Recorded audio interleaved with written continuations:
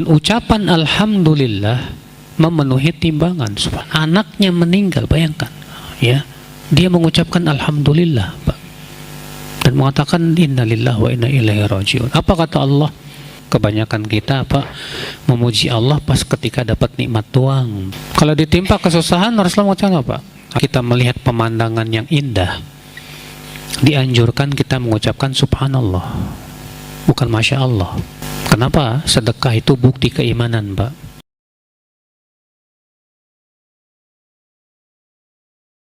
Walhamdulillahi tamla'ul mizan. Dan ucapan alhamdulillah memenuhi timbangan. Subhanallah. Ini keistimewaan ucapan apa? Alhamdulillah. Tapi tentunya, Pak, ucapan alhamdulillah ini harus betul-betul kita realisasikan dalam kehidupan. Hakikat alhamdulillah artinya apa, Pak? Segala puji bagi Allah. Berarti kita selalu memuji Allah, dan kita yakin bahwa semua perbuatan Allah itu terpuji, syariatnya terpuji, nama dan sifatnya terpuji, ciptaannya terpuji, semua terpuji. Sekarang, ya, ada orang yang ditimpa musibah, lalu ia yakin bahwa musibah ini adalah bagian dari perbuatan Allah yang terpuji.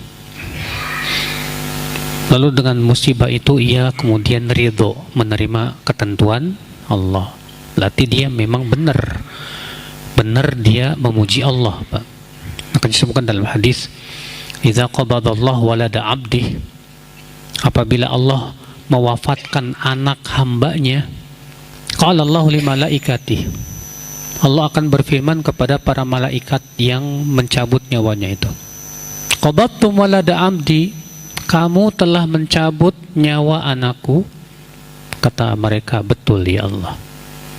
Qabattum thamrata fuadi, kamu sudah mencabut nyawa buah hati hambaku. Kata para malaikat apa? Betul ya Allah. Lalu Allah berfirman, madza qala abdi, apa yang diucapkan oleh hambaku ketika anaknya meninggal dunia? Kata para malaikat ini apa? Hamidaka wastarja, dia memujimu dan mengucapkan istirja, innalillahi wa inna ilaihi rajiun. Bayangkan ketika anaknya meninggal, bayangkan, ya, dia mengucapkan alhamdulillah, Pak, dan mengatakan innalillahi wa inna ilaihi rajiun. Apa kata Allah? Ibnu lahu baitan fil jannah wasammuhu baital hamdi, bangunkan untuknya sebuah rumah di surga dan namai rumah itu adalah dengan rumah pujian. Makanya, akhi, jadilah kita orang yang selalu memuji Allah dalam setiap keadaan. Ketika dikasih nikmat, kita puji Allah. Ketika dikasih kesusahan pun memuji Allah. Cuman kebanyakan kita, Pak, memuji Allah pas ketika dapat nikmat doang, Pak. Kalau ditimpa musibah, boro-boro memuji Allah. Sedangkan Rasulullah SAW itu, ya, kalau dikasih kenikmatan, apa kata Rasulullah? Alhamdulillahilladzi, alhamdulillahilladzi binikmatihi tatimus salihan. Kalau ditimpa kesusahan, Rasulullah mengatakan apa? Alhamdulillahi ala kulli hal. Maka kalau kita benar-benar merealisasikan itu, Pak, maka ini berat di timbangan. Karena Rasulullah mengatakan alhamdulillahi tamla'ul mizan.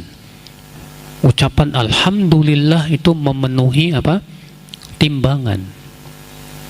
Disebutkan dalam hadis, apabila seseorang makan lalu mengucapkan alhamdulillah, maka ucapan alhamdulillahnya ini, ya, lebih utama daripada nikmat yang ia rasakan.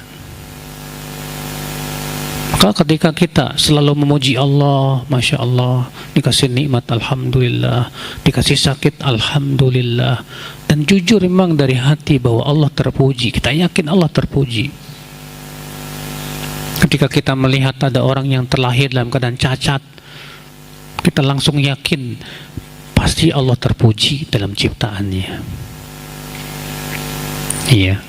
Maka itulah hakikat, Pak, kita mengucapkan alhamdulillah, segala puji bagi Allah. Artinya kita puji Allah dalam perbuatannya dan kita yakini bahwa perbuatan Allah semuanya terpuji.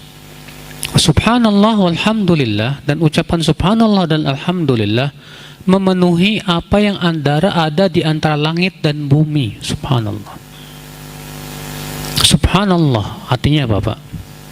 Maha suci Allah. Artinya kita sucikan Allah dari berbagai macam aib dan kekurangan.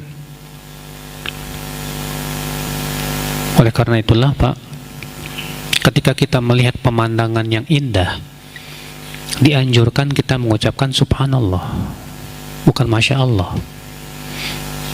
Kenapa demikian? Karena ketika kita melihat pemandangan yang indah, kita sucikan Allah dari kekurangan dalam ciptaannya. Iya, subhanallah, indah sekali pemandangan ini. Artinya kita sucikan Allah dari apa? Kekurangan-kekurangan. Ikhwatul Islam, saudaraku seiman. Ketika kita mendengar kata-kata yang tak layak untuk Allah, dianjurkan kita mengucapkan subhanallah. Allah berfirman, wa qalu ittakhadallahu waladan subhanah. Mereka berkata, Allah mengambil anak. Apa kata Allah? Subhanah, maha suci Allah. Iya. Sucikan Allah, Pak, dari hal-hal yang tak layak untuk Allah subhanahu wa ta'ala. Alhamdulillah dan subhanallah ketika digabungkan dengan alhamdulillah semakin luar biasa. Kita puji Allah bahwa Allah terpuji dalam semua perbuatannya, dan kita sucikan Allah dari berbagai macam apa? Kekurangan. Karena Allah maha sempurna, tidak punya kekurangan sama sekali. Maka kata Rasulullah, ini bisa memenuhi langit dan bumi. Masya Allah, luar biasa, Pak. Iya. Kemudian kata Rasulullah, as-salatu nur. Salat itu apa? Cahaya.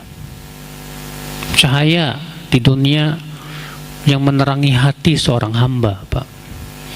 Sehingga cahaya itu memberikan kekuatan pada hati seorang hamba.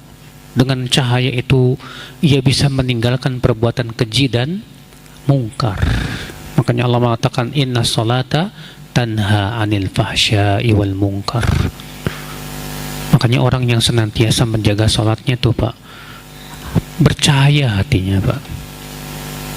Karena hati yang bercahaya akan berefek pada apa, Pak? Wajah pun terlihat bercahaya, Pak. Orang yang suka salat itu, Masya Allah. Dan di hari kiamat cahayanya benar-benar cahaya. Allah berfirman, yauma taral mu'minina wal mu'minati yas'a nuruhum baina aydihim wa bi aymanihim.